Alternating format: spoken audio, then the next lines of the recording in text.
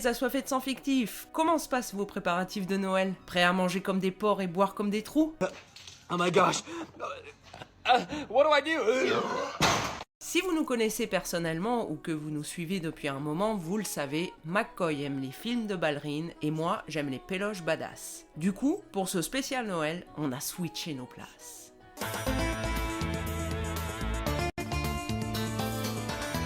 Je lui ai confié un des titres les plus sales et méchants que je connaisse. Il m'a donné pour mission de découvrir une des histoires les plus gentillettes qu'il ait vues. Est-ce que j'y ai survécu? Oui, mais ce fut éprouvant, on va pas se mentir. Professeur Hollande dure 2h30, rendez-vous compte. Moi j'ai été sympa, je lui ai donné un moyen métrage d'1 heure, avec juste une scène chaude. Donc au final, je pense avoir souffert un peu plus que McCoy. Professeur Hollande est un film américain sorti en 1995 et dirigé par Steven Herek. En film de genre, on lui doit Critters, dont je n'ai pas de souvenir impérissable. Sinon, il a surtout fait des films pour jeunes. Les Petits Champions, 101 Dalmatiens, rien qui soit ma came. Mais un titre m'a plu, The Chaperone, car le héros est joué par Triple H, alias Paul Michael Levesque, ancien catcheur de l'époque bénie de la DX.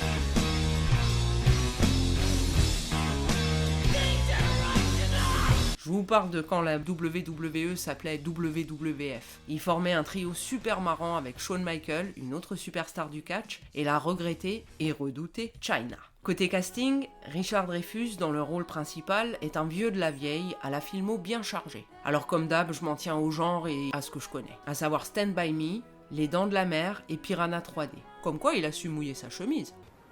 C'est nul! Madame Hollande est interprétée par Glenn Headley, décédée il y a 5 ans et qui a joué dans Urgence, entre autres. Mais purée, j'arrive pas à resituer son perso. Faudra revoir la série, un de ces 4. William H. Macy est le vice-principal et lui je l'aime bien. C'est Frank Gallagher dans la version US de Shameless, pure série de cassos que j'adore, et il est l'un des personnages centraux de Fargo, le film. Enfin, Alicia Witt qui, quand je l'ai vue, j'étais comme ça. Putain mais je la connais, je l'ai vue où ? Eh bien dans pas mal de trucs, notamment Urban Legend, la série Twin Peaks et Les Sopranos, le temps d'un épisode. De quoi parle le professeur Hollande? C'est l'histoire de Glenn Holland, un compositeur de musique qui rêve de célébrité, mais en attendant, faut gagner son pain. Il commence donc à enseigner son art dans un lycée. Ça l'enchante pas trop de se lever si tôt chaque matin. Coincé dans une routine non artistique, mais hé, y a plein de vacances pour compenser, mec. Mais c'est quoi ces gens qui foutent rien? C'est quoi ces glandus, ces assistés, ces feignasses? En plus, il se retrouve face à une classe de poissons morts qui jouent comme des tanches.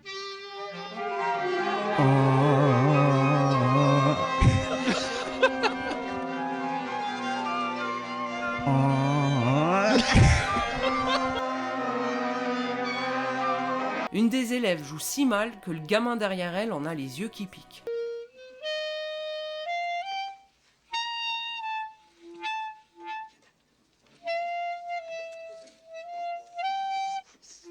Ils ont même pas la base culturelle. Name an American composer. Your answer was... Bach.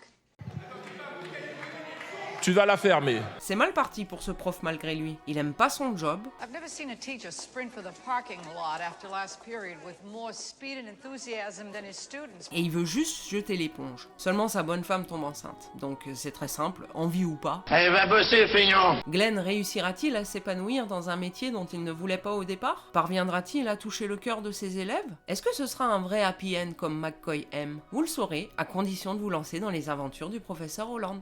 Est-ce que la sélection de McCoy m'a tiré des larmes? Désolé, mais mes yeux sont restés aussi secs qu'un perché au plomb. You're dead inside. En vrai, on peut pas dire ça de moi. Certaines histoires m'ont beaucoup touché. Dans les livres, Mon Bel Oranger, L'Amant, plusieurs récits du King, sur grand et petit écran, The Voices, Horns, les histoires d'enfants de Taika Waititi, quand Buffy se fait plaquer par Angel, quand Buffy meurt, quand Buffy est triste de revivre. C'est juste que ma sensibilité est comme ma résistance aux horreurs fictives. J'arrive pas à m'émouvoir pour un rien. Pour en revenir au professeur Hollande, l'histoire m'a tout de même intéressé. Je fais le même job que Glenn, sauf pas la même matière, mais forcément certaines choses font écho en moi. Notamment le truc d'avoir le truc avec les gosses. Mais les enjeux, bordel, pas assez menaçants. Savoir que de toute façon... Ça va bien se passer.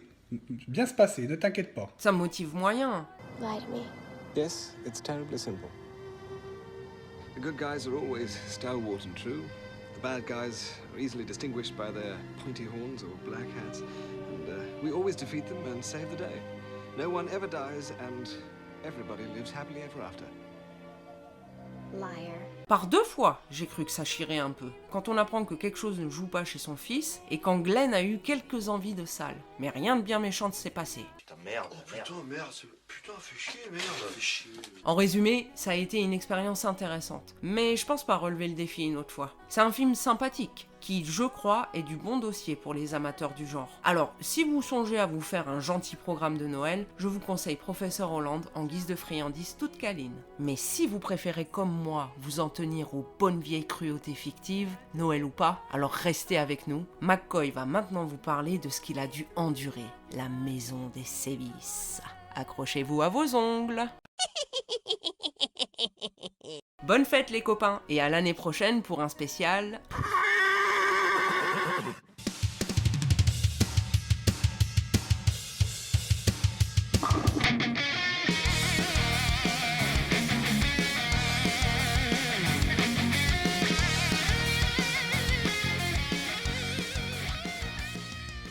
Bonjour et bienvenue dans ce Movie Death Contest spécial. Bon, il est spécial celui-là. Cathy a dû vous expliquer le topo avec son délire de Movie Death Concept. Grosso merdo, elle me force à regarder un film que normalement je rechignerais à mater, et je lui fais la même chose. Pour faire court, on échange nos âmes. Dans sa partie, en lieu et place de machettes, katanas et autres couteaux à beurre, elle a dû vous refiler des cuillères à miel de bons sentiments et des Kleenex de l'embarras. Je lui ai collé un bon vieux drame des familles qui lui a sûrement plus retourné l'estomac que n'importe quel slasher gorasse. Mais dans son infinie bonté, elle m'a un peu épargné en me confiant une chronique sur un épisode de la culte anthologie de moyen-métrage Masters of Horror, créée par Mick Garris. C'est donc 1 heure à tout péter. Et c'était bien suffisant. C'est assez rigolo car je possède la première saison en DVD et il n'y a qu'un seul épisode que je n'ai jamais osé regarder, car je le sentais pas. À savoir l'épisode La Maison des Sévices, de Takashi. Et il a fallu que Cathy arrive dans ma vie pour que je m'y colle. Avant de rentrer dans le vif du sujet, pour ceux qui ne connaissent pas la série Masters of Horror, je vous mets au parfum. Mick Garris, que vous voyez ici déguisé en grand-mère pour Halloween, est un réalisateur pas très doué mais sympathique, opiniâtre et il connaît bien son sujet. Il a bossé sur les histoires fantastiques de Spielberg en réalisant l'épisode Life on Death Row avec Patrick Swayze. Un épisode des Contes de la Crypte titré Whirlpool, qui pour les anciens rappelle un peu ça.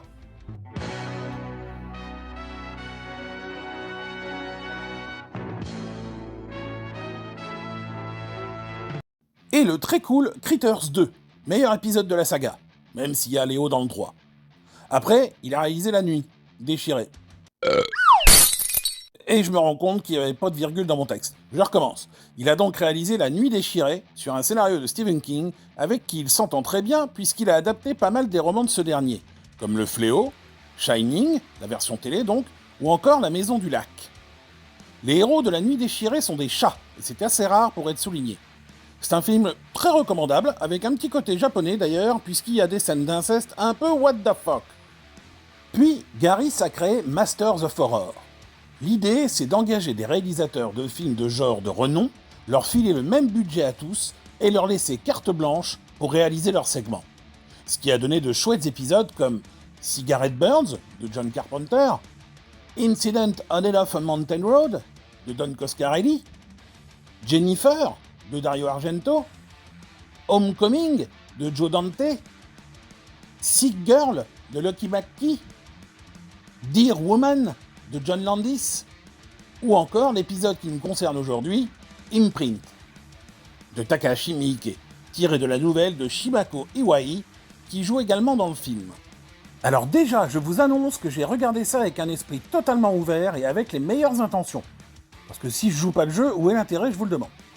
Sans faire de généralité et sans être un inconditionnel du film de genre nippon, je peux d'ores et déjà vous dire qu'ils sont assez barrés, les Japonais. C'est souvent cruel, gore, axé sur le sexe, avec à peu près n'importe qui ou n'importe quoi. Il a l'air sympa, votre chat.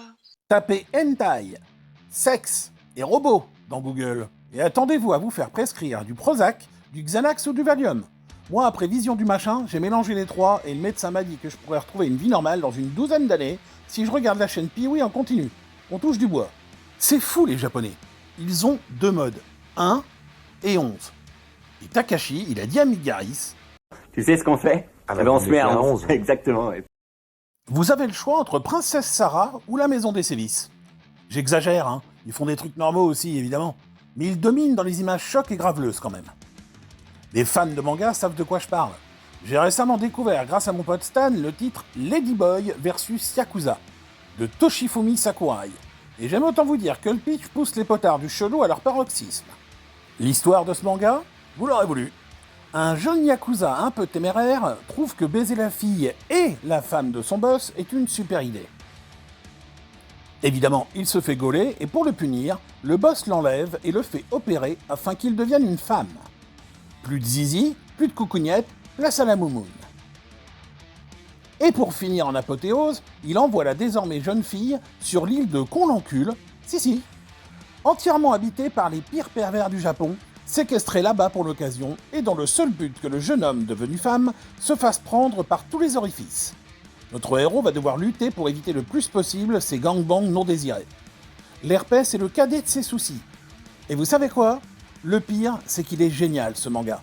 À ne pas mettre entre toutes les mains, mais franchement, c'est très réussi. C'est drôle et imaginatif. Comme quoi, ce qui est chelou n'est pas forcément dénué de qualité. Il n'y a qu'à voir Van Damme. On peut facilement pardonner ce genre de discours. Mais dans notre monde à nous, 1 plus 1 égale 2, 2 plus 2 égale 4, comme ça on devient selfish, on prend du pognon et on partage pas. Mais si 1 plus 1 égale 1, ou peut-être que 1 plus 1 égale 11, et ça c'est beau. À partir du moment où il nous donne ça derrière, on est obligé de l'excuser.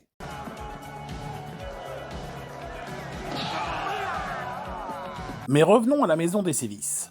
Je signale au passage que cet épisode est le seul à ne pas avoir été diffusé à la télé pour cause de contenu un peu trop dérangé.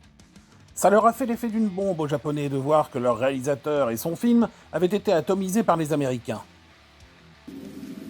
That came out wrong. Or did it? Takashi Miike est un metteur en scène très connu du cinéma underground nippon. Faut dire que le monsieur a une filmo énorme du fait qu'il réalise plus vite que son ombre. Depuis 91, le gars a réalisé plus de 60 films, téléfilms, séries et pièces de théâtre. Prolifique est un euphémisme. Ses faits d'armes les plus connus sont Audition, Dead or Alive ou encore Ichi the Killer, dont Cathy vous a fait un résumé lors d'une émission précédente. Il lui arrive aussi de faire un peu l'acteur, comme dans le Hostel d'Hilarios. Bon allez, c'est parti pour... la spéciale où je vous parle de la maison des sévices. Pour une fois, je vais essayer de vous pitcher le film du mieux que je peux, mais il va falloir que je dévoile des trucs. Je peux pas garder ça pour moi. Il faut que je purge. Puis il y a aussi le fait que si j'en ai chié, vous en chierez aussi. Au 19e siècle, un journaliste américain nommé Christopher débarque sur une île du Japon transformée en bordel géant. Ça commence bien. Il est sur place pour retrouver l'élu de son cœur, une prostituée du nom de Komomo, qu'il a connue jadis et à qui il avait promis une vie normale en couple aux États-Unis. Une vieille maquerelle, à qui il manque un bout de pif, lui apprend qu'aucune Komomo ne travaille sur l'île, mais qu'elle est tout à fait disposée à lui trouver de la bonne compagnie pour la nuit, car il ne pourra pas quitter l'île avant le matin. Christopher a repéré de lui-même une working girl discrète qui lui paraît intéressante, et en tant que journaliste de terrain, il sent la bonne histoire tout en espérant en apprendre un peu sur Komomo. La jeune demoiselle en question avec qui il passe la nuit se révèle être défigurée. Un œil qui part en sucette et une cicatrice à la Joker à la commissure des lèvres. En fait, cette freak, surnommée de cette façon par ses collègues, semble en savoir beaucoup sur le destin de Komomo. À partir de là, la péripapéticienne compte 3 récits différents à Christopher, à base, tenez-vous bien, d'inceste, de consanguinité, de relations parentales à la lilloise, d'avortement à la barbare, du style fourrage de dinde de Thanksgiving, mais inversé, torture physique qui implique aiguilles sous les ongles et dans les gencives, jetage de nourrissons au cordon ombilical apparent dans la rivière du coin, suicide, bandage, meurtre, tumeur babillarde, viol, spéléologie sur jeunes adolescentes, et je dois en oublier. Et tout ça en full frontal. N'espérez pas du hors-champ pour faire travailler votre imagination. Vous verrez quasiment tout. C'est une épreuve en soi de mater ce truc. C'est mon Vietnam. Le film a 2 gros défauts selon moi. Déjà le fait que tout le monde parle anglais. Bon, je suppose que pour faire tepu sur une île touristique, faut savoir manier la langue, mais quand même. Mais c'est probablement dû au fait que les Américains sont pas fans de sous-titres. Ils ont du mal à lire et à regarder les images en même temps. Et Mick Garris, Takashi Miike ou les deux ont sûrement décidé de ce parti pris pour faire plaisir à l'audience américaine, qui au final ne verra jamais l'épisode. Second défaut, l'acting. Je vous en reparle tout de suite après le casting qui va être vite fait. Le personnage principal de Imprint est joué par cette sacrée trogne de Billy Drago. Et si on s'attarde sur son interprétation, ce qui en ressort, c'est... Je joue mal. Et c'est rien de le dire. Le Billy cabotine à plein pot. Il n'est jamais juste, grimace sans arrêt et tout simplement mal casté, ne serait-ce que physiquement. Drago a un physique très atypique et c'est difficile de croire que Komomo, très jolie petite asiatique d'au moins 30 ans de moins que lui, soit désespérément amoureuse de Christopher. Billy Drago, peut-être un cousin éloigné de Ivan Drago. Vous le connaissez principalement dans le rôle de Frank Nitti, l'homme de main de Capone dans le génial Les Incorruptibles de Brian De Palma. Des apparitions dans des films avec Chuck Norris, genre Invasion USA ou Delta Force 2, le patriarche de la colline à des yeux d'Alexandre Aja. Il est Mater dans Pell Rider du grand Clint et le docteur Benton, non pas dans Urgence, mais dans Supernatural. Pour le reste, il suffit de voir sa page Wikipédia pour constater que c'est pas folichon. Comme une rédaction de collège, si t'as plus de rouge que de bleu sur ta fiche, troque la machine à écrire que tu voulais pour Noël contre une caisse à outils. Quel connard. Bon, après, les acteurs qui en font des caisses, ça existe, hein. Les plus grands ont eu leur moment cabotin, certains petits aussi d'ailleurs. Par exemple, Al Pacino dans Hit. She got a great ass. And you got your head all the way up it. William Shatner dans Star Trek. Faye Dunaway dans Dear Mommy. No wire hangers! What's wire hangers doing in this closet when I told you no wire hangers ever? Pierce Brosnan dans Taffin. What goes on in this town is none of your business. As long as I'm living here, it is. Then maybe you shouldn't be living here! Gary Oldman dans Léon. Benny, bring me everyone. What do you mean everyone? Everyone! John Travolta dans Terre, Champ de Bataille. While you were still learning how to spell your name, I was being trained to conquer galaxies. Eddie Redmayne dans Jupiter Ascending. You begged me to do it! Nicolas Cage, qui en a fait son fonds de commerce. Et oui, c'est un gimmick qui sera là tous les mois.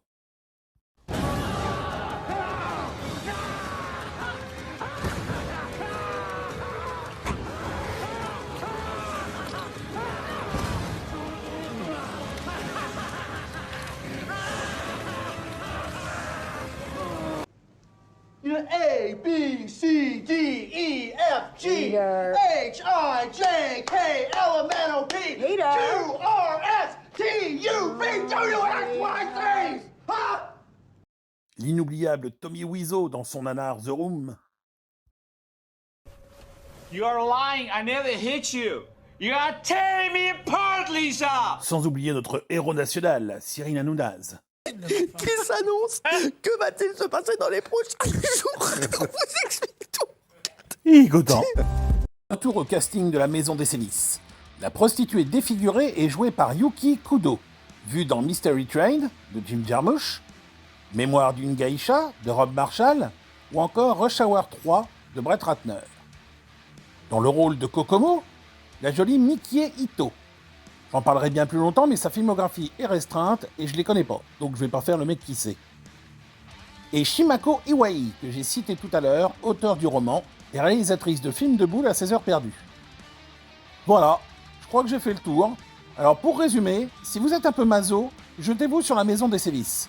Mais soyez pas étonnés si ça vous pète à la gueule. Au-delà du gore et du malaise, ça reste une histoire très intéressante. Le dégoût et les couleurs se marient bien. Cette île, sorte de purgatoire pour les âmes damnées, souligne bien les thématiques de vie et de mort qui planent sur le film. Perso, j'ai pas détesté, c'est juste pas trop ma came quoi. Mais je suis content de l'avoir vu. Et pour être honnête, le côté grotesque et grand guignolesque de la Maison des Sévices aide à faire passer la pilule pour les scènes de torture. On nous dit, oui c'est dégueulasse, mais c'est un conte horrifique, ça passe. Perso, je l'ai maté 2 jours, pas de nuit. Et avec 2 chats, à qui il manque des poils maintenant. Oh, ça va repousser. Moi, quand je stresse, je tire. C'est pour les faux, vous me griffez les cuisses quand je suis au chiottes. Allez, bonne fête de fin d'année à tous et à toutes. Rendez-vous en janvier 2023. Ça va être de la balle.